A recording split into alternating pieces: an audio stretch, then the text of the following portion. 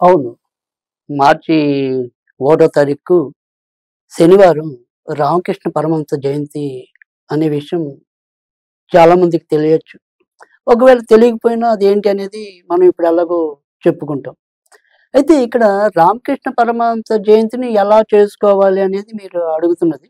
కనుక ఇక్కడ రామకృష్ణ పరమహంస ఏంటంటే ప్రధానంగా ఆయన కాళికాదేవిని ఆరాధించి మరి ఇటు మోక్షాన్ని పొందటంతో పాటు కొన్ని సిద్ధులు కూడా ఆయన ఆవిడ రూపంలో పొందటం అనేది కూడా జరిగింది. కనుక రామకృష్ణ పరమహంస జీవితం అనేది మనకి ముఖ్యంగా ఈ కాళికా భక్తులందరికీ కూడా చాలా అనుసరణీయం, ఆదర్శనీయం కూడా.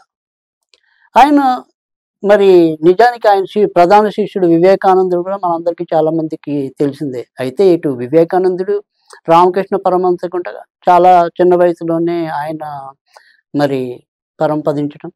తర్వాత ఇక్కడ రామకృష్ణ పరమహంస కూడా చెప్పాలంటే గనక గట్టిగా 50 ఏళ్ళు మించి ఆయన మరి జీవించి ఉండలేదు.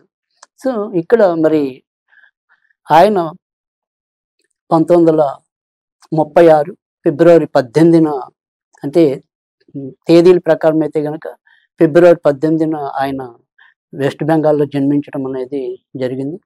ఇంచుమించుగా మరి 1986 ఆగస్టు 16న ఆయన సమాధి చెందడం అనేది జరిగింది. అంటే ఇంచుమించుగా ఈ 50 ఏళ్ళు ఆయన బతికారు. ఇక్కడ రామకృష్ణ పరమహంస మరి కాళికా దేవిని పూజించి తరించిన వాళ్ళలో అగ్రగణ్యుడు. మరి రామకృష్ణ జీవితం అంతా కూడా మరి అటు ఆయన సహధర్మచారిణి శారదామాత అయితేనేమి, ముఖ్య శిష్యుడు వివేకానందుడు అయితేనేమి, వీళ్ళందరూ కూడా మరి హిందూ ధర్మాన్ని అనేక రకాలుగా వ్యాప్తి చేసిన వాళ్ళు. ఆ పరంపరని కొనసాగించిన వాళ్ళు. కనుక వాళ్ళని తలుచుకోవటం అనేది కూడా మనకి చాలా ఉత్తమమైనది, శ్రేయోదాయకమైనది కూడా అవుతుందంటల్లో కూడా ఎలాంటి సందేహం కూడా లేదు. అయితే ఇక్కడ తిథుల ప్రకారం ఏంటంటే ఆయన పాల్గొన శుద్ధ విదియ నాడు అంటే ఇప్పుడు ఈ సంవత్సరం మరి మార్చి 1 తారీఖు శనివారం నాడు వచ్చింది.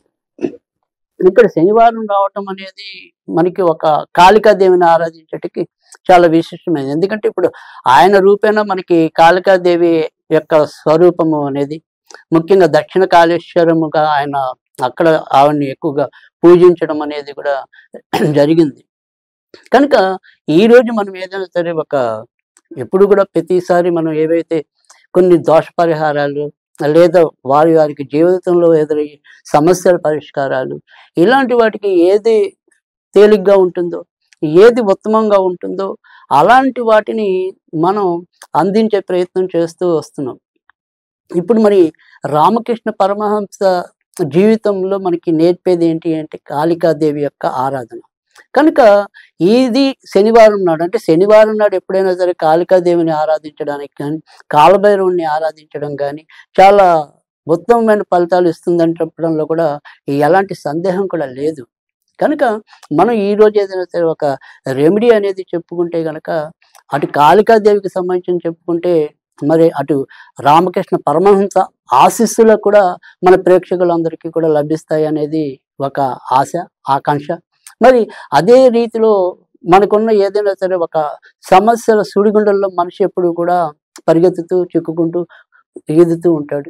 మరి ఆ నుంచి బయటకు రావడానికి కాళికాదేవి ఏ రకంగా ఆరాధించాలి అనేది ఈరోజు మనం చెప్పుకునే ప్రయత్నం చేద్దాం. ఈ ఈరోజు ఏదైనా సరే ఇది మీరు ఉదయమైనా సరే, రాత్రి అయినా సరే.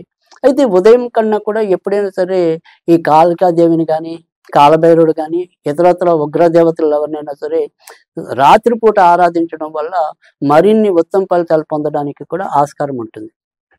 అయితే మీరు పొద్దున ఆరాధించినా సరే, సాయంకాలం ఆరాధించినా సరే, ఈ కాళికాదేవిని ఆరాధించడం వల్ల ముఖ్యంగా శని సంబంధించిన దోషాలతో ఎవరైతే ఇబ్బంది పడుతున్నారో వారికి ఉపశమనం లభించడానికి ఇది ఎంతైనా కొంత దోహదం చేస్తుంది. ముఖ్యంగా ఇప్పుడు ఏలినాటి శని గాని, అర్ధాష్టమ శని గాని, అష్టమ శని గాని, తర్వాత మరి వచ్చేప్పటికి ఏదైనా గాని జాతకంలో కూడా వాళ్ళకి ఏదైనా సరే శని సరైన స్థితిలో లేనప్పుడు, లేదా జాతకంలో శని దశ నడుస్తున్నప్పుడు కూడా ఈ యొక్క పరిహారాలు వారికి ఉపయుక్తంగా ఉంటాయి. ప్రస్తుతం మార్చి 29 వరకు కూడా మకర రాశికి, కుంభ రాశికి, మీన రాశికి ఈ యొక్క ఏలినాటి శని ప్రభావం అనేది ఉంటుంది. అయితే మార్చి 29 తర్వాత మకర రాశికి వెళ్ళిపోయి మేష రాశికి ఏలినాటి శని ప్రారంభమవుతుంది. ఇక మరి అర్ధాష్టమ శని అనేది వృశ్చిక రాశికి, తర్వాత వచ్చేప్పటికి అది ధనుర్రాశికి వెళ్తుంది. తర్వాత వచ్చేప్పటికి కర్కాటక రాశికి వెళ్ళిపోయి ప్రస్తుతం కర్కాటక రాశి, తర్వాత సింహరాశికి రావటం అనేది కూడా ఉంటుంది. కనుక ఏదైనప్పటికీ కూడా ఈ శనిల యొక్క ప్రభావాన్ని తగ్గించుకోవడానికి కూడా కాళికా కాల భైరవుల యొక్క ఆరాధన అనేది చాలా ఉపయుక్తంగా ఉంటుంది.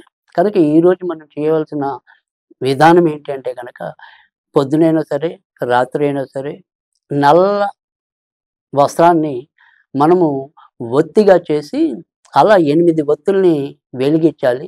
నువ్వుల నూనెతో మనము కాళికాదేవికి, లేదా కాళికాదేవి ఫోటో మన ఇంట్లో అరుదుగా ఉంటుంది. చాలామంది ఇళ్లలో ఉండకపోవచ్చు. కనుక ఏదైనా సరే అమ్మవారికి సంబంధించిన ఫోటో కనుక మీ ఇంట్లో ఉంటే చాలు. ఆవిడనే కాళికా స్వరూపంగా భావించి ఆరాధించండి.